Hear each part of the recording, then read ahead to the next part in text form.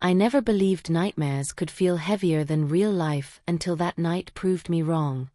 The storm outside my small Pennsylvania house sounded like the sky itself was breaking apart, rain slamming against the windows, wind rattling the old frames the way my hands trembled when I woke up screaming. My chest burned. My throat felt torn raw. I was 78 years old, a man who had buried his wife, survived factory layoffs, recessions, illnesses, and yet I woke like a terrified child, choking on a name I had sworn never to shout again. Evan. I sat up on the edge of the bed, gasping, my heart pounding so hard I thought it might finally give out and save me from the memories. Sweat soaked through my cotton shirt. My hands reached automatically for the lamp, and when the yellow light filled the room, my eyes landed where they always did. On the dresser. A framed photograph of my son. Evan at 35, smiling wide, arms crossed, standing in front of his pickup truck like he owned the world. But in my dream, that smile was gone. He stood soaked in rain, face pale, eyes hollow, pointing at me without a word. No anger. No tears. Just accusation. I whispered his name again, quieter this time, like an apology. 6 months. 6 months since they told me his car veered off the mountain road due to brake failure. 6 months since the funeral where I stood stiff beside my daughter-in-law Maribel while she sobbed into my shoulder.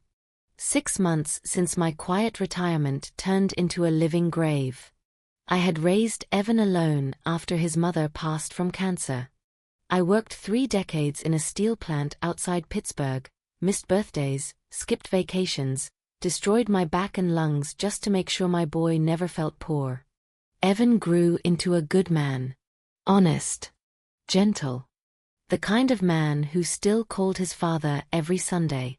When he married Maribel, I thought life had finally rewarded him. She was beautiful. Controlled. Soft-spoken in public. She had a way of looking at people that made them feel understood. I trusted her. God help me, I trusted her. After Evan died, Maribel insisted on staying with me. Said she worried I would spiral into loneliness. Said the house was too quiet. I didn't question it. Grief makes you grateful for any voice in the dark. At first she cooked. Cleaned. Sat with me in the evenings while we watched old reruns and drank tea. She asked about my past, about Evan's childhood, about the house, the land, the small savings I had built over the years. I thought she was trying to stay connected to him through me. But something began to feel off. I noticed how she listened more than she spoke. How she asked the same questions twice, phrased differently. How she always knew when I left the house and when I returned. How she encouraged me to rest more, to let her handle things, to sign papers she said were harmless. Then came the accusation. One ordinary afternoon, police cars pulled into my driveway. Lights flashing. Neighbors watching from behind curtains. I remember the sound of metal handcuffs closing around my wrists. I remember Maribel standing on the porch wrapped in a blanket, crying, telling them she was afraid of me. They said she accused me of assault. Me. A widowed old man who barely had the strength to climb stairs without holding the railing. I couldn't even understand the words being spoken, let alone defend myself. I spent that night in a holding cell, staring at stained concrete, wondering how a man's entire life could collapse in a single sentence. I was released the next day when a church friend proved I had been at evening service during the time she claimed the attack happened. No charges. No apology. Just whispers, side glances, and a reputation dragged through the mud. Maribel cried again. Said grief confused her mind. Said she was sorry. I pretended to believe her. But the nightmare came that night. And for the first time, I felt something colder than fear. A warning. The day after I came home from that holding cell, the house no longer felt like mine. Every wall seemed closer. Every sound carried weight. Even the ticking clock in the hallway felt accusatory, as if time itself was counting down to something I could not yet see. I moved through the rooms slowly, careful, like a guest afraid of breaking something fragile, though the truth was simpler and far worse. I was afraid of her. Maribel acted as if nothing had changed. She brewed coffee in the morning, humming softly, placing the mug in front of me exactly where Evan's mother used to put it. She apologized again, her eyes red, voice trembling. She said grief had twisted her thoughts. She said she needed therapy. She said she hoped I could forgive her. I nodded. I said nothing. At my age, silence becomes a weapon. I had learned that long before. But inside me, something had shifted. The humiliation of being handcuffed in my own kitchen did not fade. It hardened. The looks from neighbors lingered. Men I once drank beer with at backyard barbecues now avoided eye contact. Women whispered at the grocery store. I had not been charged with anything, yet I had been convicted in the court of public opinion. And Maribel knew it. She began hovering more closely, asking where I was going, offering to drive me, suggesting I rest instead of attending church. She started managing the mail, stacking bills neatly before I could see them, saying she would handle the stress for me. She mentioned lawyers casually, estate planning, wills, power of attorney, all under the disguise of concern.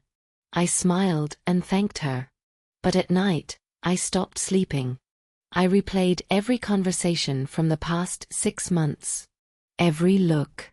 Every question. I remembered how quickly she recovered after Evan's funeral. How she cried loudly in public but went quiet the moment we were alone. How she insisted Evan's death was fate, bad luck, nothing more. One evening, unable to bear the silence any longer, I went into Evan's old room.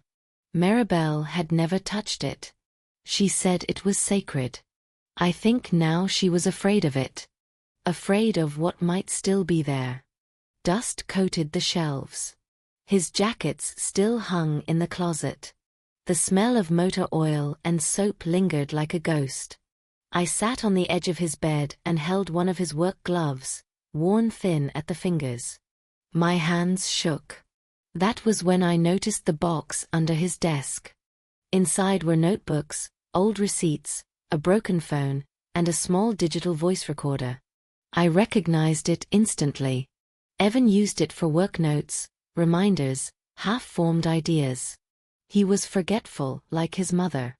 I don't know why I pressed play. Maybe instinct. Maybe desperation.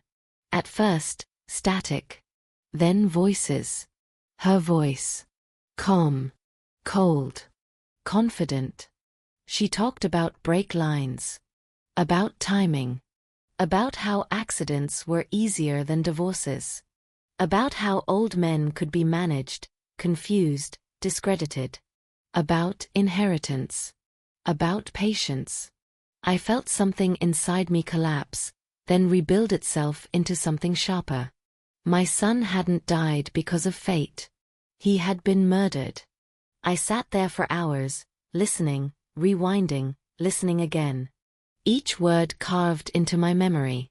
My hands went numb. My legs refused to stand. When I finally rose, the house was dark. Maribel was asleep. I stood in the hallway, staring at her door, realizing that the woman sleeping under my roof was capable of killing her own husband. And if she could kill him, she could kill me. From that moment on, every interaction became a performance. I acted weaker, slower, confused. I let her think the accusation had broken me. I let her think she had control. But inside, I was preparing. Old men don't fight with fists. We fight with patience. And memory. Once you discover the truth, you never return to the person you were before. From that night on, I lived inside my own house like a man hiding behind enemy lines. Every creak of the floorboards sounded deliberate. Every clink of dishes felt rehearsed. Maribel smiled the same way she always had, but now I could see the calculation behind it, the careful control, the way she measured every reaction I gave her. I did not confront her. Not once. Fear teaches you discipline. I knew that if she sensed even a crack in my behavior, she would strike first. People like her don't panic. They adapt. So I became smaller. Slower. I let my hands shake more. I pretended to forget things she had just told me. I let her correct me in front of others. I allowed myself to look harmless. Inside, I was cataloging everything. I copied the recording onto my old laptop late at night with headphones pressed tight against my ears. I labeled the files with meaningless names. I backed them up on flash drives and hid them in places she would never check. Inside the lining of an old coat. Behind loose boards in the garage. Taped under a drawer she never opened because she thought it was broken. I began paying attention to patterns. Maribel always watched the clock. She knew my routine better than I did. She knew which days I went to church. Which afternoons I visited the cemetery. Which mornings I sat on the porch too long. She knew when my body slowed and when my mind wandered. That kind of observation isn't love. It's surveillance. She also began changing tactics. When sympathy stopped working, she moved to control. She suggested I stop driving. She offered to manage my medication even though I didn't need any.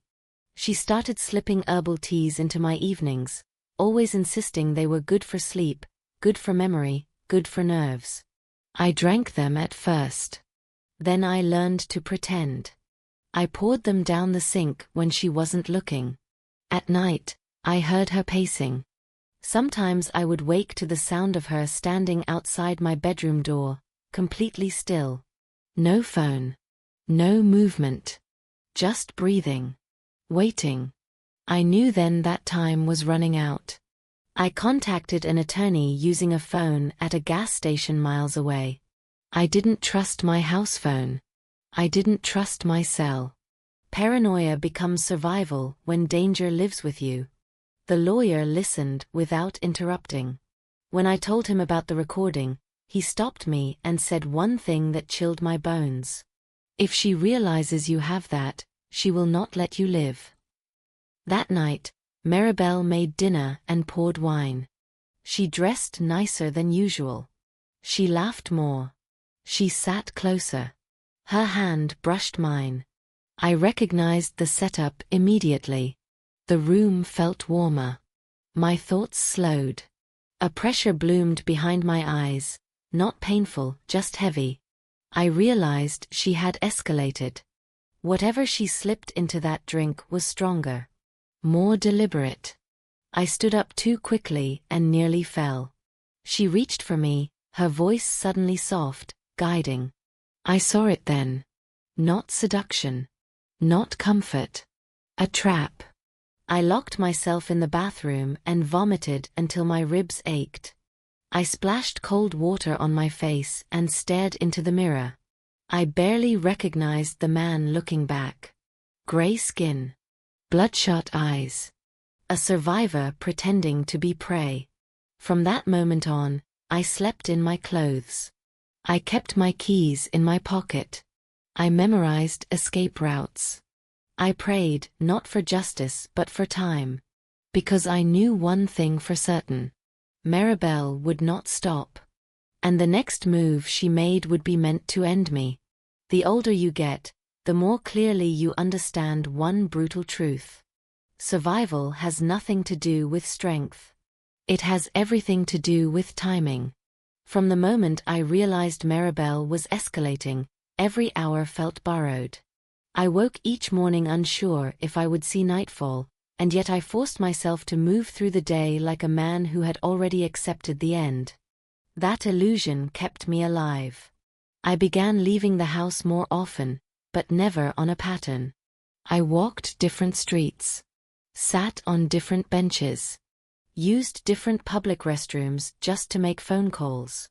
I learned to read reflections in store windows, to notice when the same car passed twice. Paranoia is exhausting, but it sharpens you.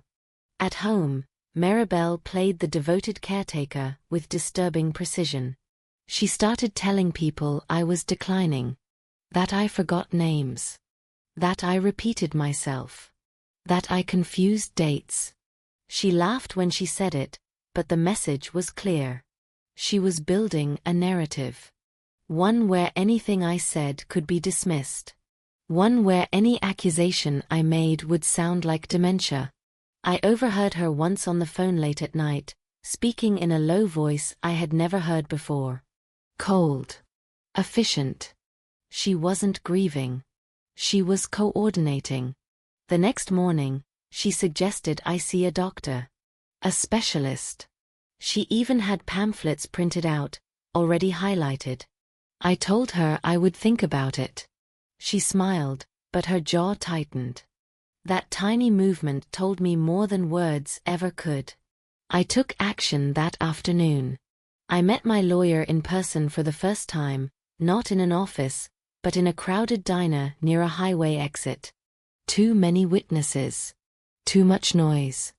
I handed him one copy of the recording and watched his face change as he listened through one earbud. When he finished, he didn't ask questions. He simply said we needed to move fast. We made plans. Legal ones. Protective ones.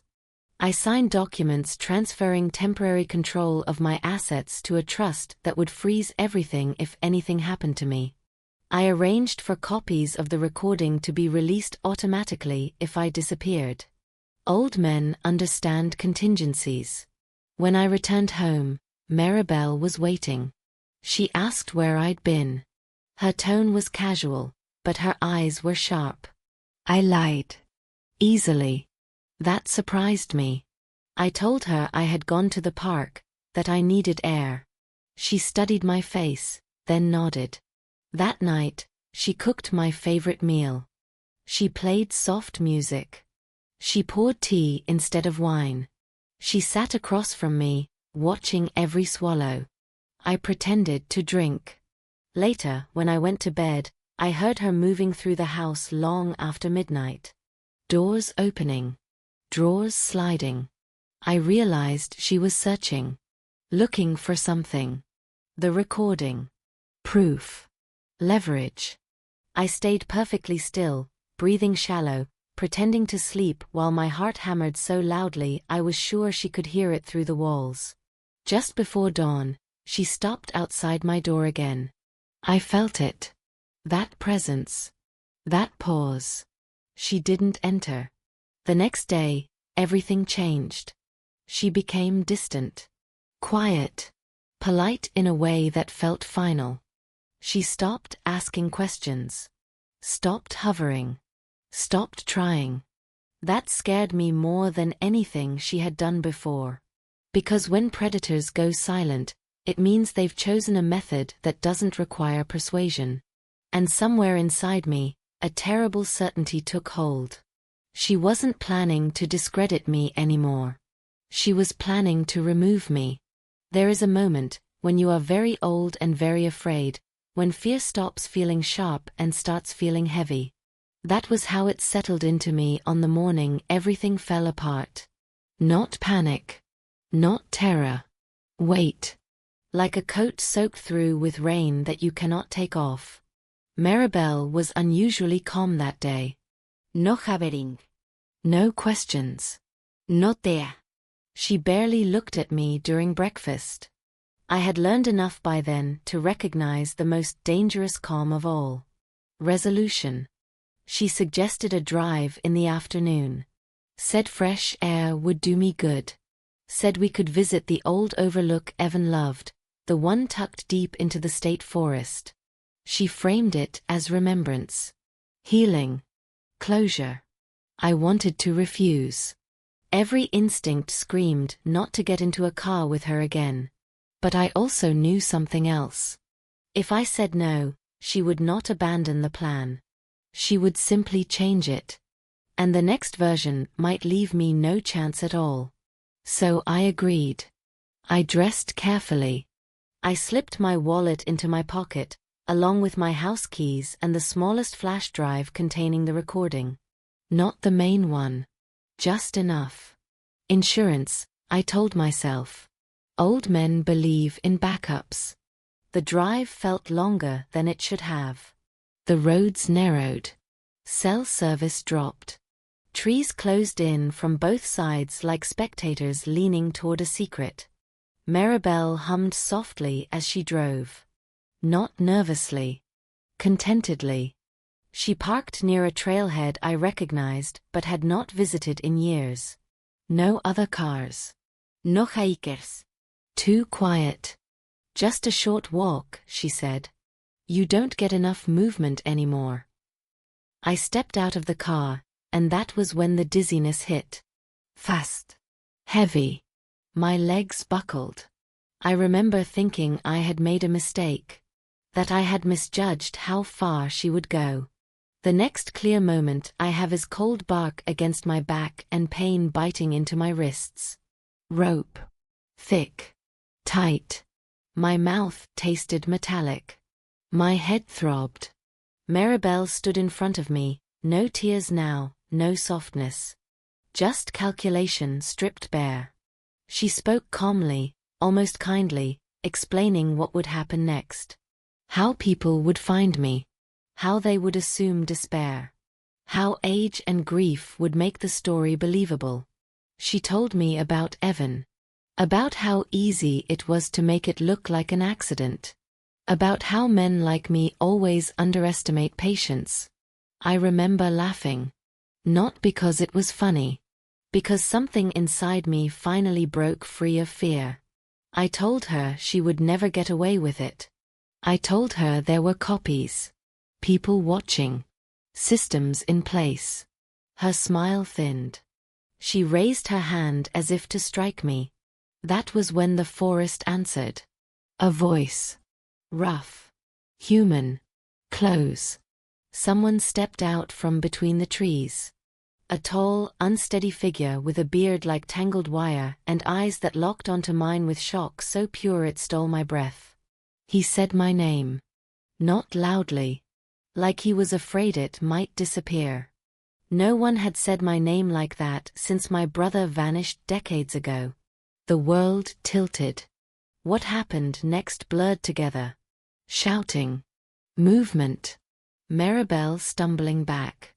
The rope cutting into my skin as it loosened. The smell of earth and sweat and fear. When my wrists came free and I collapsed forward, hands gripping soil, the man knelt beside me. His hands were shaking worse than mine. He kept saying the same thing over and over. I knew it was you. I knew. When I finally looked up at him, really looked, the years collapsed. The same eyes. The same crooked nose. Older. Weathered. But unmistakable. My brother. Lost to the system. Lost to time.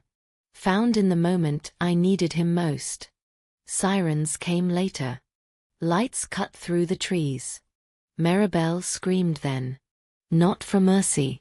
For control slipping away. As they lifted me onto a stretcher, I watched her being pulled back, still fighting, still lying. And I realized something that surprised me.